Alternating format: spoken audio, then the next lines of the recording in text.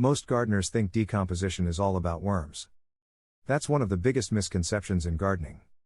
Worms help, but they're not the real powerhouse. The real work is being done by an invisible underground network that most gardeners never see.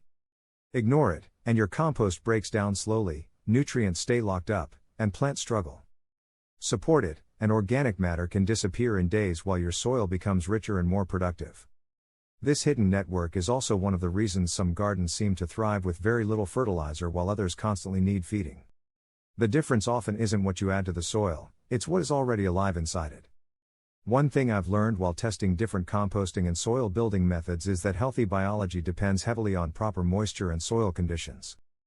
That's why I regularly use a 4-in-1 soil moisture meter that measures moisture, pH, temperature, and sunlight intensity. I've found that many gardeners accidentally slow down decomposition simply because their soil is too dry, too wet, or outside the ideal pH range. I'll leave the exact one I use in the description if you want to check it out. It helps remove a lot of the guesswork.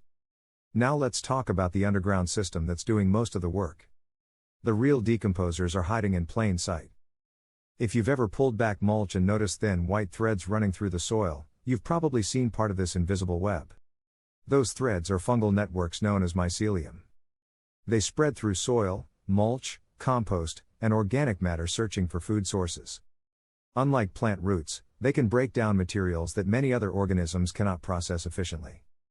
Dead leaves, wood chips, cardboard, old roots, and even tough plant stems become food for these fungal networks.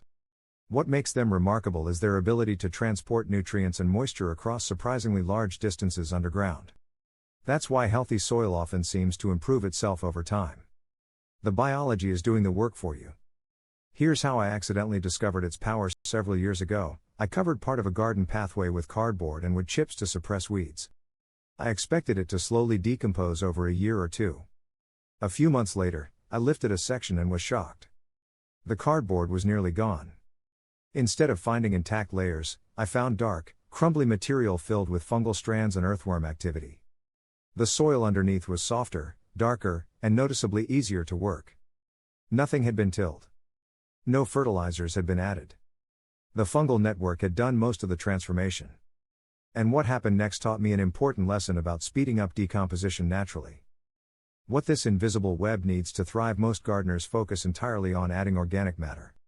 That's only half the equation. The fungal network also needs moisture, oxygen, and a consistent food source.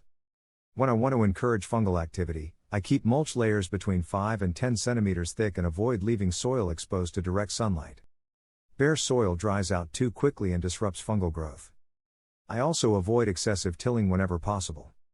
Every time soil is aggressively disturbed, fungal networks are broken apart and forced to rebuild. This is one reason no-till systems often develop healthier soil over time. The biology stays intact.